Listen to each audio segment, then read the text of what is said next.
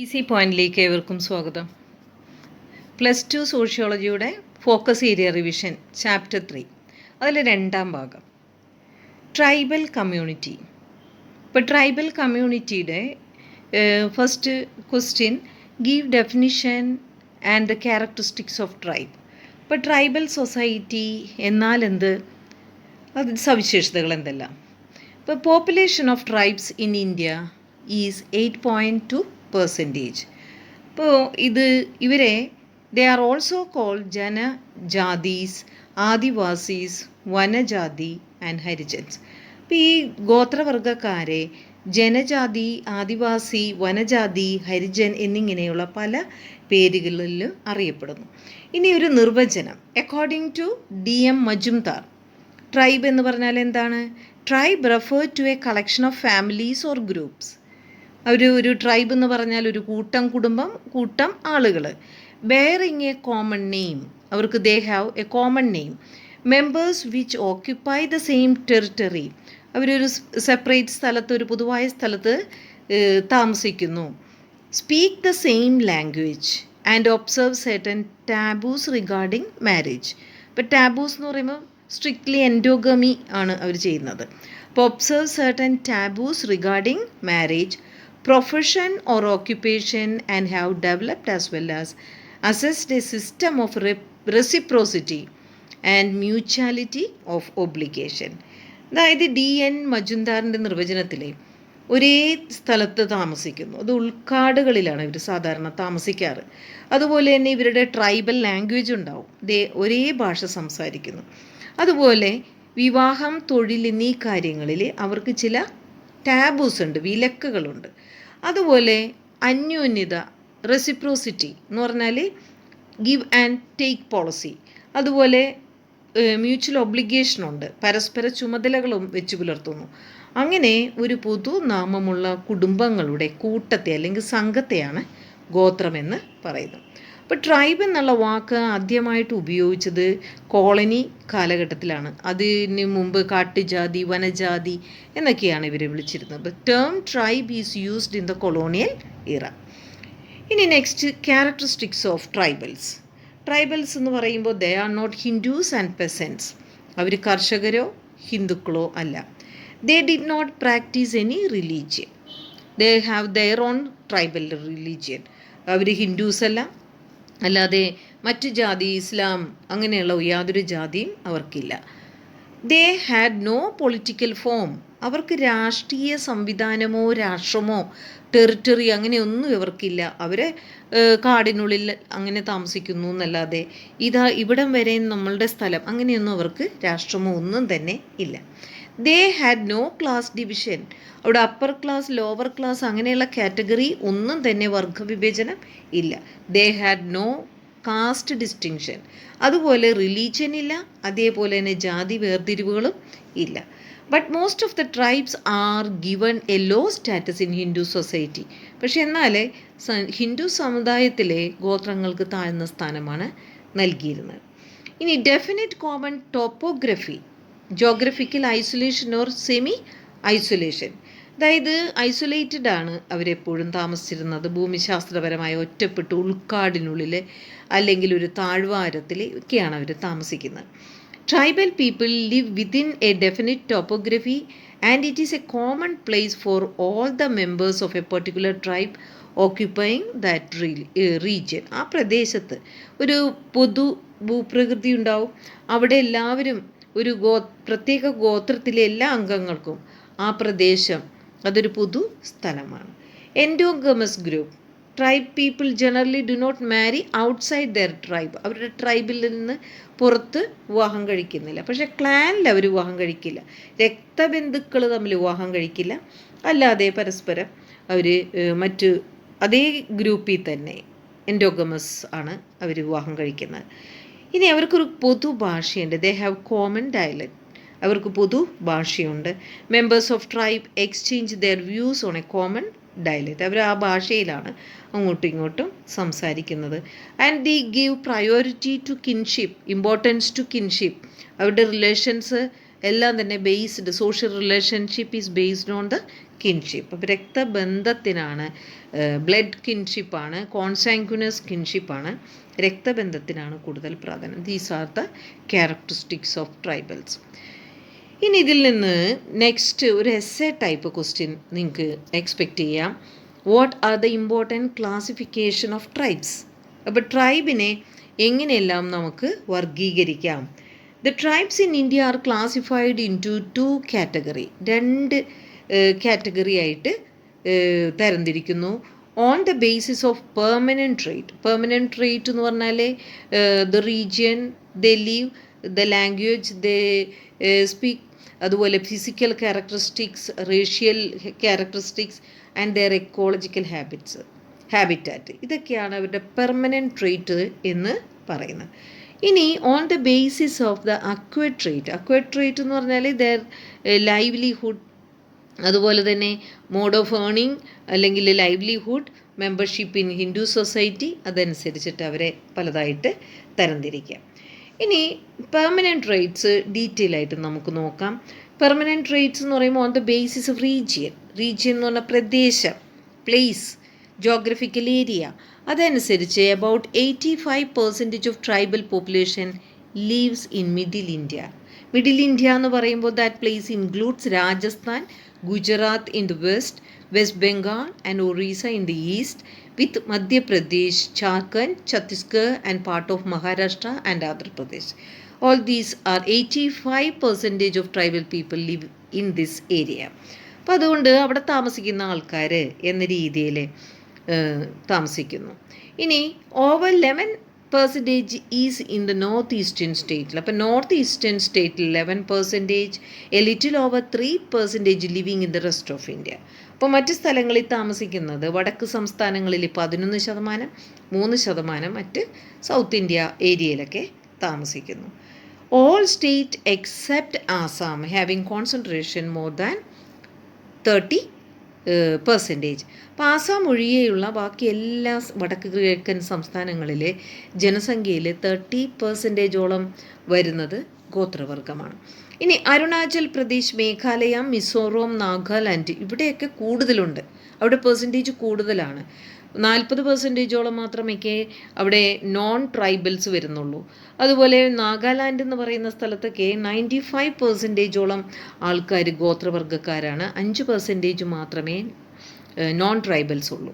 അപ്പോൾ Arunachal Pradesh, Meghalaya, Mizoram and Nagaland with more than 60% and up to 95% of total population.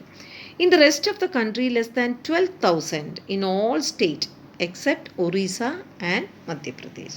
അപ്പോൾ ഇതൊക്കെ ഇതിൻ്റെ അടിസ്ഥാനത്തിൽ ക്ലാസിഫൈ ചെയ്തിരിക്കുന്നു. On the basis of this region they have located. ഇനി അടുത്തത് on the basis of language they are classified in to 4 division. Indo-Aryans, only 1% of people are speaking Indo-Aryan languages, that is Punjabi, Hindi, Sanskrit speaking tribes. 1% ഉള്ളൂ. അതിൻ്റെ അടിസ്ഥാനത്തിൽ classify ചെയ്തിട്ടുണ്ട്. ഇനി അടുത്തത് Dravidian language speaking people, tribals, only 3%. Telugu, Kannada, Tamil, Malayalam എന്നീ ഭാഷകൾ സംസാരിക്കുന്നത് ദ്രാവിഡിയനാണ്. അതുപോലെ ഓസ്ട്രിക് എന്ന് പറഞ്ഞാൽ ഓസ്ട്രിക് ലാംഗ്വേജസ് മുണ്ട, സവര, ഗോഡബ, മാങ്കുമൂർ എന്ന് പറയുന്ന ഭാഷകൾ. അതുപോലെ ടിബറ്റോ ബർമൻ ലാംഗ്വേജ് നാഗന്മാരും ബോഡോസുമാണ് ഈ ഭാഷ സംസാരിക്കുന്നത്. Nagas and Bodos and the eastern region tribals speak these Tibeto Burman languages. Next is on the basis of the race, the tribals were divided into 5. അപ്പോൾ റേസിൻ്റെ അടിസ്ഥാനത്തിൽ, വംശത്തിൻ്റെ അടിസ്ഥാനത്തിൽ ഈ ട്രൈബൽസിനെ 5ആയി തരംതിരിക്കാം. Aryans, Australoids, Dravidians, Negroids and Mongoloids. അപ്പം ഈ വംശജർ എന്ന അർത്ഥത്തിൽ അത് പല രീതിയിൽ അവരെ ക്ലാസിഫൈ ചെയ്യുന്നു. അപ്പോൾ ഇതൊക്കെ പെർമനൻറ്റ് ട്രേറ്റ് ആണ് നമ്മൾ പറഞ്ഞത്. ഇനി on the basis of acquired trait, അതായത് അവർ അക്യൂർ ചെയ്തിരിക്കുന്ന ലൈവ്ലിഹുഡ്, ഓക്യുപ്പേഷൻ, അതനുസരിച്ച് ആർജിത സവിശേഷതകൾ എന്ന് പറയാം. ഇനി on the basis of occupation tribals are classified in two different categories. They are hunters, നായാട്ടുകാർ, ഫിഷർമെൻ, മീൻപിടുത്തക്കാർ, ഫുഡ് ഗ്യാദറേഴ്സ്, ഭക്ഷണം ശേഖരിക്കുന്നവർ, ഹണി കളക്ടേഴ്സ്, തേൻ ശേഖരിച്ച് ഉപജീവനം നടത്തുന്നവർ. കൾട്ടിവേറ്റേഴ്സ് എന്ന് പറഞ്ഞാൽ കൃഷി ചെയ്യുന്നവരെ, പ്രത്യേകിച്ച് ഷിഫ്റ്റിംഗ് കൾട്ടിവേഷനാണ്, മാറ്റ കൃഷിയാണ് അവർ ചെയ്യുന്നത്. പ്ലാന്റേഷൻ വർക്കേഴ്സ്, തോട്ടത്തൊഴിലാളികൾ, അതായത് എസ്റ്റേറ്റുകൾ, തോട്ടങ്ങൾ വെച്ചിട്ടുണ്ടാവും, അതിൽ കൊളുന്തു നുള്ളുക, അങ്ങനത്തെ ജോലികൾ ചെയ്യുന്നവർ. ഇൻഡസ്ട്രിയൽ വർക്കേഴ്സ്, വ്യാവസായിക തൊഴിലാളികൾ, വട്ട, അതുപോലെ തന്നെ പായ നിർമ്മാണം, അങ്ങനെയുള്ള വ്യാവസായികമായ കുടിൽ വ്യവസായങ്ങളോ അങ്ങനെയുള്ള കാര്യങ്ങൾ ചെയ്യുന്നത്. ഇനി അതുപോലെ ഈ അക്വയർഡ് ട്രേഡ്സിലെ മറ്റൊരു ക്ലാസിഫിക്കേഷനാണ് on the basis of conversion to Hinduism. അതായത് ചില ട്രൈബ്സ് ഹിന്ദു മതത്തിലേക്ക് ചേർന്നു. Some tribes are incline towards Hinduism. ഇപ്പോൾ ഹിന്ദുമതം സ്വീകരിച്ച ട്രൈബൽസ് എന്ന ഒരു category. Some tribes are not ready to inclined towards Hinduism and they opposite, ഹിന്ദുമതത്തെ എതിർക്കുന്ന ഗോത്രവിഭാഗം. അപ്പം ഇങ്ങനെ there are different classification of tribes. അപ്പോൾ ഇത് acquired tribes and acquired trades and അതുപോലെ തന്നെ പെർമനൻറ്റ് ട്രേഡ്സ് എന്ന രീതിയിൽ. അപ്പോൾ ഇത് നന്നായിട്ട് പഠിക്കുക. ഇത് പലപ്പോഴും ചോദിച്ചു കാണുന്നൊരു ചോദ്യമാണ്. ഇനി അടുത്തൊരു ചോദ്യം, concept of tribe. What is the concept of tribe? Explain. അപ്പോൾ എന്താണ് ഈ ഗോത്രസങ്കല്പം? ഗോത്രവർഗത്തെക്കുറിച്ച് പല ഒപ്പീനിയനുണ്ട്. പണ്ഡിതന്മാരുടെ ഇടയിൽ ഡീബേറ്റ്സ് വരെ ഉണ്ട്, ആരാണ് ട്രൈബൽസ് എന്നുള്ള പേര്, category. In the 1960 there were two opinion about the tribes. ഇപ്പോൾ സംവാദങ്ങൾ പണ്ഡിതന്മാർക്കിടയിൽ അവർ പറയുന്നു, some argued that tribes are caste based peasant society. ചിലർ പറയുന്നു ജാതിയിൽ അധിഷ്ഠിതമായ ഒരു കർഷക സമൂഹമാണ് ട്രൈബ്സ്, അതിൻ്റെ ഒരു തുടർച്ചയാണ് ഈ ട്രൈബൽസ് എന്ന് പറയുന്നു. എന്നാൽ മറ്റു ചില പണ്ഡിതന്മാർ ഇതിനോട് യോജിക്കുന്നില്ല. അവർ പറയുന്നു കാസ്റ്റ് ഗ്രൂപ്പേ അല്ല, അവരുടെ ഇടയിൽ കാസ്റ്റ് സിസ്റ്റമില്ല. Some authors argue that the tribal are not caste groups. They do not have any belief in purity and pollution. അവിടെ ഇടയിൽ ക്ലാസ് ഡിസ്റ്റിങ്ഷൻ ഇല്ല, വേർതിരിവുകളില്ല, അതുകൊണ്ട് തന്നെ അത് വിശ്വസിക്കാൻ ബുദ്ധിമുട്ടാണ്. ഇനി what are the different views of the sociologist on tribal groups? ഇപ്പോൾ ഇത് ചോദ്യത്തിൽ ഇത് ഒന്നിച്ച് എഴുതാവുന്നതാണ്. ഇത് സെപ്പറേറ്റ് ചോദിക്കുക ആണെങ്കിൽ സെപ്പറേറ്റ് ആയിട്ട് എഴുതാം. ദ സോഷ്യോളജിസ്റ്റിനുള്ള രണ്ട് കാഴ്ചപ്പാടാണ്. ഒന്ന് ഐസൊലേഷനിസ്റ്റാണ്. ഐസൊലേഷനിസ്റ്റ് എന്ന അഭിപ്രായം, അതായത് ട്രൈബൽസിനെ അത് മുഖ്യധാരാ സമൂഹത്തിൽ നിന്ന് വേർതിരിച്ച് തന്നെ നിർത്തണം, കാരണം അവരുടെ സംസ്കാരം ഒന്നും നഷ്ടപ്പെടരുത്, അത് അവരങ്ങനെ തന്നെ നിർത്തണം എന്ന് പറയുന്ന കുറച്ച് ആളുകളുണ്ട്. അതിലേറ്റവും ഫേമസ് ആയ സോഷ്യോളജിസ്റ്റാണ് വേറൻ എൽവിൻ. വേറൻ എൽവിൻ്റെ അഭിപ്രായത്തിൽ അദ്ദേഹം പറയുന്നത് that the tribals have their own cultural privacy and it should not be interfered by others. അപ്പോൾ cultural in order to keep their cultural identity അവരെന്താ വേണ്ടത്? They have to live in isolation. അപ്പോൾ അങ്ങനെ തന്നെ അവർ ജീവിക്കാൻ വിടുക. ഇനി അനദർ ഒപ്പീനിയൻ ഇൻ്റഗ്രേഷണലിസ്റ്റാണ്. അത് ഇവിടെ പറഞ്ഞിരിക്കുന്നത് GS ഗുറയാണ് അതിൻ്റെ ഏറ്റവും കൂടുതൽ പ്രൊപ്പോണൻ്റ്. അദ്ദേഹം പറയുന്നത് they argued that they are the part of our Indian society. Tribals are also the part of our Indian society. Indian സമൂഹത്തിൻ്റെ ഭാഗം തന്നെയാണ് ആദിവാസികളും. സോ എന്താ വേണ്ടത്? ഷുഡ് ഇൻ്റഗ്രേറ്റ് ദം, അവരെ നമ്മളോടൊപ്പം തന്നെ ചേർക്കുക. And treat them as lower class Hindu, അവരെ ഒരു താഴ്ന്ന ജാതിക്കാരായ ഹൈന്ദവരായിട്ട് പരിഗണിക്കുക. And provide them all the facility for their upliftment, അവരുടെ ഉന്നമനത്തിന് വേണ്ടി അവർക്ക് എഡ്യൂക്കേഷൻ കൊടുക്കുക, അതുപോലെ അവരുടെ ഹെൽത്ത് കാര്യങ്ങൾ ശ്രദ്ധിക്കുക. ഷെഡ്യൂൾ കാസ്റ്റിന് എങ്ങനെയോ സംവരണം കൊടുത്തിരിക്കുന്നത് അതേപോലെയുള്ള സംവരണം അവർക്കും കൊടുക്കുക, അവരെ മുൻനിരയിലേക്ക് സിവിലൈസ്ഡ് ആക്കി കൊണ്ടുവരിക. അപ്പം ഇതാണ് ഇൻ്റഗ്രേഷണലിസ്റ്റിൻ്റെ അഭിപ്രായം. അതുകൊണ്ട് അവരെ ഇന്ത്യൻ സമൂഹത്തിലേക്ക് യോജിപ്പിക്കണമെന്നാണ് അവരുടെ അഭിപ്രായം. ഈ അഭിപ്രായമാണ് കൂടുതൽ ആളുകൾ സ്വീകരിച്ചത്. അതുകൊണ്ട് തന്നെ അവർ constitution India has integrated them, അവരെയും മുഖ്യധാര സമൂഹവുമായി ഒത്തുചേർത്തു. അപ്പോൾ എല്ലാ റിസർവേഷൻ കാര്യങ്ങളും എല്ലാ പദ്ധതികളിലും പുരോഗമന പദ്ധതികളിൽ അവരെ കൂടി ഇൻക്ലൂഡ് ചെയ്തു. And envisage special plans for the upliftment of the tribals in India. അതുകൊണ്ട് അവർക്ക് മുഖ്യധാരയിലേക്ക് കൊണ്ടുവരുവാനുള്ള പല പദ്ധതികളും ഇന്ത്യൻ ഗവൺമെൻറ് ആസൂത്രണം ചെയ്തു. അതിൽ ചിലതാണ് special plans, tribal plans, tribal sub plans, 5 year plans. ഇതെല്ലാം തന്നെ ട്രൈബൽസിന് ഏറ്റവും കൂടുതൽ അവരുടെ വെൽഫെയറിന് വേണ്ടി എടുത്തിട്ടുള്ള പദ്ധതികളാണ്. ഇനി ട്രൈബൽസിനെ കുറിച്ച് മറ്റ് നോൺ ട്രൈബൽസിൻ്റെ ആറ്റിറ്റ്യൂഡ് എന്താണ്? അതാണ് അടുത്ത question. What are the main stream attitude towards tribal? അതായത് മുഖ്യധാര സമൂഹം, നോൺ ട്രൈബൽസായ ആളുകളുടെ മനോഭാവം എന്താണ്? ചൂഷണം ചെയ്യണം, അവരെ എങ്ങനെയെങ്കിലും അവരുടെ വിഭവങ്ങൾ ചൂഷണം ചെയ്തു കൊണ്ടുവരണം എന്നുള്ള ചിന്ത മാത്രമാണ് നോൺ ട്രൈബൽസ് എന്നുള്ളത്. അതുകൊണ്ട് തന്നെ it was an exploitative attitude towards tribal എന്ന് പറയാം. ഗോത്രങ്ങളെ ചൂഷണം ചെയ്യുന്ന ഒരു മനോഭാവമാണ് ഗോത്രേതര സമൂഹത്തിന് ഉണ്ടായിരുന്നത്. Money lenders gave money and charged heavy interest. അപ്പം അങ്ങോട്ട് നോൺ ട്രൈബൽസ് നുഴഞ്ഞു കയറുകയും അവിടെ ചെന്ന് അവരുടെ കാര്യങ്ങളിലൊക്കെ ഇടപെടുകയും അവർക്ക് പണം ആവശ്യമുണ്ടെങ്കിൽ അത് വായ്പ കൊടുക്കുകയും അവരുടെ കൊള്ളപ്പലിശ നൽകി അവരുടെ ഭൂമി തട്ടിയെടുക്കുകയും ആണ് ചെയ്തത്.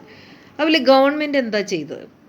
Government introduced subsequent scheme for tribal development. ഇപ്പം നേരത്തെ പറഞ്ഞ പോലെ 5 year plans, tribal sub plans, tribal welfare blocks, special multipurpose area scheme, ഇങ്ങനെയുള്ള പദ്ധതികൾ കൊണ്ടുവന്നു. അതിലൂടെ ഗോത്രേതര വിഭാഗങ്ങൾ അവരെ ചൂഷണത്തിന് വിധേയമായി ഈ പ്ലാനുകളുമായിട്ട് അവിടെ ചെല്ലുക, അവരെ ചൂഷണം ചെയ്യുക, ഇതാണ് ചെയ്തിരുന്നത്. But the basic issue here is that the integration of tribe had neglected their own needs or desire. അപ്പോൾ പല പദ്ധതികളും കൊണ്ടുവന്നെങ്കിലും അവർക്ക് എന്താണ് യഥാർത്ഥ ആവശ്യങ്ങൾ, താല്പര്യങ്ങൾ എന്നൊന്നും പരിഗണിക്കാതെ തോന്നിയ പദ്ധതികളൊക്കെയാണ് അവിടെ ആസൂത്രണം ചെയ്തത്. ഫോറസ്റ്റ് വർക്ക് ക്ലിയേർഡ്, കാടുകൾ വെട്ടി അവരുടെ ഉപജീവന മാർഗം തന്നെ ഇല്ലാണ്ടാക്കി. ആൻഡ് ബിൽഡ് റോഡ്, അതായത് നോൺ ട്രൈബൽസിന് അവിടെ കയറണം, അതിനുവേണ്ടി നല്ല റോഡുകൾ പണിതു. And for the construction of dam, അവിടെ ഡാം പണിയണം, മൈൻ ചെയ്യണം, അവിടെയുള്ള ഖനികളിൽ നിന്ന് ചൂഷണം ചെയ്യണം, അതിനുവേണ്ടി നല്ല റോഡുകൾ പണിതു. അങ്ങോട്ട് കയറി ആ ഗോത്രേതര സമൂഹം അവിടെ കയറി പാർക്കാൻ തുടങ്ങി. Integration has been on the terms of main stream society and for its own benefit. അപ്പോൾ ഈ ഇൻ്റഗ്രേഷൻ, അവരെ മുഖ്യധാര സമൂഹവുമായി യോജിപ്പിക്കാം എന്ന് തീരുമാനം ആർക്ക് വേണ്ടിയുള്ളതായിരുന്നു? ഗോത്രേതര വിഭാഗത്തിനെ അവരുടെ സമൂഹത്തിൽ നുഴഞ്ഞു കയറി അവിടെയുള്ള വനവിഭവങ്ങളും അല്ലെങ്കിൽ അവിടെ ഡാം കെട്ടണം, ഹൈഡ്രോ ഇലക്ട്രിക് പവർ സ്റ്റേഷൻ കൊണ്ടുവരണം, അല്ലെങ്കിൽ അവിടെയുള്ള വിഭവങ്ങൾ ഒക്കെ മൈനൊക്കെ ചെയ്തിട്ട് ഖനികളിൽ നിന്നുള്ള വിഭവങ്ങളൊക്കെ ഇങ്ങോട്ട് കൊണ്ടുവരണം, ഉപയോഗപ്രദമാക്കണം. അതിനു വേണ്ടി തന്നെയാണ് അവരെ മുഖ്യധാരയിലേക്ക് കൊണ്ടുവന്നത്. ശരിക്കും പറഞ്ഞു കഴിഞ്ഞാൽ integration has been on the terms that main stream society for its own benefit. അപ്പോൾ അതുകൊണ്ട് അവർ ലോസ് ദെയർ കൾച്ചറൽ ഐഡൻറ്റിറ്റി. ഇത് തന്നെയാണ് സംഭവിച്ചത്. ഇനി അതൊന്നും കൂടി ഡീറ്റെയിൽ ആയിട്ട് പറയുകയാണെങ്കിൽ പലപ്പോഴും ചോദിക്കുന്നൊരു ചോദ്യമാണ് explain the impact of national development on the tribals. National development versus tribal development. ഇപ്പം നാഷണൽ ഡെവലപ്മെൻറ്റ് എന്ന് പറയുമ്പോൾ ദേശീയ വികസനം, ഇന്ത്യ തന്നെ വികസിപ്പിക്കണം. കാരണം കോളനി വാഴ്ച നടത്തിയ അതിലൂടെ ഭീമമായ സാമ്പത്തിക നഷ്ടമാണ് ഭാരതീയർക്ക്, ദരിദ്രാവസ്ഥയിലേക്കാണ് അവരെ തള്ളിവിട്ടത്. അപ്പോൾ അതൊക്കെ എക്കണോമിക് ഗ്രോത്ത് തന്നെ ഒട്ടും തന്നെയില്ല. അതിനുവേണ്ടി പുതിയ ഡെവലപ്മെൻറ്റ് പ്രോജക്റ്റുകൾ വേണം. അതിനാദ്യം തന്നെ വേണ്ടത് പഞ്ചവത്സര പദ്ധതിയിലൂടെ കൂടുതലും ഇലക്ട്രിസിറ്റി ഉൽപ്പാദിപ്പിക്കുക, കൃഷികാര്യങ്ങളിലെ വെള്ളം, വൈദ്യുതി ഇതൊക്കെ ഉണ്ടാക്കുക. അപ്പോൾ ലാർജ് ഡാംസ്, ഫാക്ടറീസ്. അപ്പോൾ ഇവിടെ നാഷണൽ ഡെവലപ്മെൻറ്റ് ഇൻ നെഹ്റുവിൻ ഇറ, അത് നെഹ്റുവിൻ്റെ പ്രൈം മിനിസ്റ്റർ ആയിരുന്ന കാലഘട്ടത്തിലുള്ള ഡെവലപ്മെൻറ്റാണ്. Involve the building of a large dam factories and mines. അപ്പോൾ ലാർജ് ഫാക്ടറീസ് വേണം, അതായത് പ്രകൃതിയുടെ റിസോഴ്സസ് എല്ലാം ഉപയോഗിക്കണം. ഇത്രയും കാലം ഉപയോഗിച്ചത് ബ്രിട്ടീഷുകാരായിരുന്നു, ഇനി അത് ഭാരതീയർക്ക് വേണ്ടി തന്നെ ഉപകാരപ്രദമാക്കണം. അതിനുവേണ്ടി ലാർജ് ഡാംസ് പണിതു, വെള്ളം ശേഖരിച്ചു വെക്കുക, hydro electric power, current facility, പിന്നെ ബിഗ് ഫാക്ടറീസ് ഉണ്ടാക്കി. അതുപോലെ മൈനുകളിൽ നിന്ന്, ഖനികളിൽ നിന്ന് വിഭവങ്ങൾ എടുക്കുക. അപ്പോൾ ഇതൊക്കെ വേണ്ടി ഏറ്റവും കൂടുതൽ ഇത് പ്രാവർത്തികമാക്കുന്നത് ട്രൈബൽ ഏരിയയിലാണ്. It negatively affected the tribals This kind of development has benefited the mainstream at the expense of the tribes. അപ്പോൾ ട്രൈബ്സാണ് ഇവിടെ സാക്രിഫൈസ് ചെയ്യേണ്ടി വന്നത്. കാരണം അവരുടെ പ്രദേശത്താണ് അൺഫോർച്ചുനേറ്റ്ലി ഈ പ്രൊജക്റ്റൊക്കെ സാധ്യമാകുകയുള്ളൂ. അവിടെയാണ് ഏറ്റവും കൂടുതൽ മലനിരകളും വെള്ളവും അല്ലെങ്കിൽ അതനുസരിച്ച് മൈനുകളും ഉള്ളത്. അതുകൊണ്ട് ദേ ലോസ് ദെയർ ലാൻഡ്. അവർക്ക് അവിടെ നിന്ന് കുടി ഇറക്കേണ്ടി വന്നു. കാരണം ഓരോ പ്രൊജക്റ്റിന് റെയിൽവേ കെട്ടാൻ, അപ്പോൾ ആ ഏരിയയിൽ ആൾക്കാർ ഒഴിപ്പിക്കണം, ഡാമിന് ഒരുപാട് സ്ഥലം വേണം, അപ്പോൾ അതുകൊണ്ട് ആ പ്രദേശം മുഴുവൻ ഒഴിപ്പിക്കണം. ഖനികൾ വന്നപ്പോൾ അതും വേണം, അവിടെ നിന്ന് ഒഴിപ്പിക്കണം. അപ്പോൾ ഈ ഡെവലപ്മെൻറ്റ് സ്കീം എന്ന് പറഞ്ഞപ്പോൾ ശരിക്കും സംഭവിച്ചത് എന്താണ്? ആദിവാസികൾക്ക് അവരുടെ വീട്, അവരുടെ കാട് തന്നെ വിട്ട് മറ്റു സ്ഥലത്തേക്ക് മാറി താമസിക്കേണ്ടി വന്നു. അതിൻ്റെ ഇടയിൽ മറ്റൊരു നിയമം കൂടി വന്നു, വനനിയമം. അപ്പോൾ വനനിയമം വന്നപ്പോഴെന്താ സംഭവിച്ചത്? ഗോത്ര വിഭാഗങ്ങൾക്ക് നിയമം മൂലം വനത്തിൽ ഈസി ആയിട്ട് പ്രവേശിച്ച് ഷിഫ്റ്റിംഗ് കൾട്ടിവേഷൻ നടത്തുകയോ അങ്ങനത്തെ ഒന്നും ചെയ്യാൻ പറ്റാതെ ആയി മാറി. Heavy in migration of non tribals created big problems. ഒരുപാട് നോൺ ട്രൈബൽസ് അങ്ങോട്ട് ഓരോ പ്രൊജക്റ്റിൻ്റെ ഭാഗമായിട്ടും പണിക്കാരായിട്ടും ഓഫീസേഴ്സായിട്ടും ഒക്കെ ചെല്ലുന്നവരെ ഒരുപാട് ബുദ്ധിമുട്ടിച്ചു. This was a threat to tribal community and their culture. ഇത് ആദിവാസി സമൂഹത്തിനും അവരുടെ സംസ്കാരത്തിൻ്റെ ശോഷണത്തിനും കാരണമായി. Now the tribals have been brought down to the level of minority. ഇന്ന് ഒരുപാട് ആൾക്കാർ ഹിന്ദുക്കളായിട്ട് കൺവേർട്ട് ചെയ്തു. അവരുടേതായ ഭാഷയില്ലാണ്ടായി മാറി. അവരുടെ ആചാരങ്ങളും വിശ്വാസങ്ങളും കലാരൂപങ്ങളും നഷ്ടപ്പെട്ടു. ഇന്നത് ഒരു മൈനോറിറ്റി വിഭാഗമായിട്ട് അവർ കുറയുകയും അവരുടെ സംസ്കാരം ഇല്ലാതാകുകയും ചെയ്തു. ഇന്ന് ആദിവാസികളുടെ അവസ്ഥ എന്താണ്? അടുത്ത ചോദ്യം അതാണ്. Explain the conditions of tribals today. ആദിവാസികളുടെ അവസ്ഥ എന്ന് പറയുമ്പോൾ ഇന്ന് many tribal identities today resistance and opposition to the overwhelming force of the non tribal world. അതായത് മുഖ്യധാര സമൂഹത്തോടും ഗവൺമെൻറ്റിനോടും പോരാടുന്ന ഒരു ജനതയായിട്ടാണ് ഇന്ന് ട്രൈബൽസിനെ കണക്കാക്കുന്നത്. പലപ്പോഴും അവരവരുടെ ആവശ്യവുമായിട്ട് സമരരംഗത്തുണ്ട്. അതുപോലെ മുഖ്യധാരാ സമൂഹത്തിനോടും അവർ എതിർപ്പുകൾ പ്രകടിപ്പിച്ചു കഴിഞ്ഞു. അപ്പോൾ അതുകൊണ്ട് അങ്ങനെ പ്രകടിപ്പിക്കുന്ന ഒരു ജനതയായിട്ടാണ് ഇന്നറിയപ്പെടുന്നത്. ഇനി citizens of state like Manipur or Nagaland. Nagaland സ്റ്റേറ്റിലുള്ള ട്രൈബൽസിനെ have the same right as other citizen of India. അവർക്കും ഇന്ത്യയിലെ മറ്റ് പ്രദേശങ്ങളിൽ താമസിക്കുന്ന സാധാരണ ഇന്ത്യൻസിനെ പോലെ എല്ലാ അവകാശങ്ങളും അവർക്കുണ്ട്. പക്ഷേ because their state have been declared as disturbed area, അവിടെ എപ്പോഴും ഒരു കലാപ പ്രശ്നങ്ങൾ, അവിടെ എപ്പോഴും ഒരു പ്രശ്നമേഖലയാക്കി ഡിക്ലെയർ ചെയ്തിരിക്കുന്നതുകൊണ്ട് അവർക്ക് യാതൊരു പൗരാവകാശങ്ങളും അനുവദിക്കുന്നില്ല. അത് വലിയൊരു പ്രശ്നമാണ്. After a long struggle demanding a separate state, the non-tribal got Jharkhand and Chhattisgarh. ചില പ്രദേശങ്ങളിൽ ഒരുപാട് സ്ട്രഗിൾ ചെയ്തിട്ട് അവർ സമരങ്ങൾ നടത്തിയതിന് ശേഷം ഏകദേശം 150 വർഷക്കാലം പൊരുതിയിട്ടാണ് അവർക്ക് ചില സംസ്ഥാനങ്ങൾ അനുവദിച്ച് ട്രൈബൽസിന് ലഭിച്ചിട്ടുള്ളത്. അതിൽ പ്രധാനപ്പെട്ടതാണ് ജാർഖണ്ഡ്, ഛത്തീസ്ഗഡ്, നാഗാലാൻഡൊക്കെ. But they still find themself powerless and helpless. അവരുടെ അധികാരം ഉണ്ട് എന്ന് പേരിന് മാത്രം, പക്ഷേ അവർക്ക് അധികാരങ്ങൾ ഒന്നും തന്നെ പല കാര്യങ്ങളിലും അധികാരമൊന്നുമില്ല. അവർ വെറും നിസ്സഹായരാണ്. അതുപോലെ north Indian state have suffered indescribable harms. അപ്പോൾ നമുക്ക് നോർത്ത് ഈസ്റ്റേൺ സ്റ്റേറ്റ് എന്ന് പറയുമ്പോൾ അവരെപ്പോഴും ഒരുപാട് പ്രശ്നങ്ങൾ, സായുധ കലാപങ്ങൾ അവരനുഭവിക്കുന്നുണ്ട്, അവർ സാക്ഷ്യം വഹിക്കുന്നുണ്ട്. Both economically and culturally due to armed rebellion when suppressed provoke fresh rebellion. അപ്പോൾ അവർ കലാപവുമായി എത്തുന്നു, വീണ്ടും അതടിച്ചമർത്തുമ്പോൾ കുറച്ച് നാൾ കഴിയുമ്പോൾ വീണ്ടും അത് പുതിയ കലാപം, വേറൊരു കലാപവുമായി അവരെത്തുന്നു. പക്ഷേ ഇവിടെ ഒരു വ്യത്യാസം വന്നിരിക്കുന്നത് emergence of an educated middle class അവിടെ ഉയർന്നു വന്നു എന്നുള്ളതാണ്. ഒത്തിരി പേർക്ക് വിദ്യാഭ്യാസ റിസർവേഷൻ കാരണം ഒരുപാട് പേർക്ക് നല്ല ജോലികളെല്ലാം ലഭിച്ചിട്ടുണ്ട്. അങ്ങനെ അവർക്ക് ഒരു കോൺഷ്യസ്നെസ് ഉണ്ട്, ഞങ്ങളുടെ കൾച്ചർ നഷ്ടപ്പെടുകയാണല്ലോ, ഞങ്ങൾ ചൂഷണം ചെയ്യപ്പെടുകയാണല്ലോ എന്നുള്ളൊരു ബോധം അവർക്ക് ഉണ്ടായിട്ടുണ്ട്. അപ്പോൾ emergence of an educated middle class among the tribals is causing great worry to the authority. അത് പലപ്പോഴും അധികാരികൾക്ക് അതൊരു തലവേദന തന്നെയാണ്. കാരണം അവരവരുടെ അവകാശങ്ങളുമായിട്ട് മുന്നോട്ടിറങ്ങുന്നു, പലപ്പോഴും അവരുടെ അവകാശങ്ങൾ സാധിക്കാൻ വേണ്ടി അവർ പോരാടുന്നു. They start new rebellions to get control over their land. അവർക്ക് അവരുടെ ഭൂമി വേണം, അവർ താമസിച്ചിരുന്ന തലമുറകളായിട്ട് താമസിച്ചിരുന്ന ഭൂമി അവർക്ക് തിരിച്ചു വേണം. To keep their ethnic cultural identity. മാത്രമല്ല അവരുടെ സംസ്കാരം നശിപ്പിക്കാൻ മറ്റൊരാർക്കും അനുവാദമില്ല. അവർക്ക് അവരുടെ കൾച്ചറൽ ഐഡൻറ്റിറ്റി ഉണ്ട്, അവരുടെ ഭാഷയുണ്ട്, അവരുടേതായ പല രീതികളുണ്ട്. ഇതൊക്കെ അവർ അത് കീപ്പ് ചെയ്യാൻ വേണ്ടി അല്ലെങ്കിൽ അതിനു വേണ്ടി അത് നിലനിർത്തണമെന്നുള്ള ആ ഒരു തിരിച്ചറിവ് അവർക്കുണ്ടാകുകയും അതിനുവേണ്ടി പോരാടാൻ സംഘടിക്കുകയും ചെയ്യുന്നു. ഇതാണെന്ന് ട്രൈബൽസ് ടുഡേ എന്ന് പറയുമ്പോൾ കൊടുക്കേണ്ടത്. ഇനി മൂന്നാമത്തത് ഫാമിലിയാണ്. കുറച്ച് അധികമുണ്ട്, അപ്പോൾ അതുകൊണ്ട് അത് അടുത്ത വീഡിയോ ആയിട്ട് ഇടാം, പാർട്ട് 3 ആയിട്ട് ഇടാം. അപ്പോൾ ഇത് ശ്രദ്ധിച്ച് പഠിക്കുക. പിന്നെ അടുത്ത വീഡിയോയുമായിട്ട് ഉടനെ എത്താം. Thank you.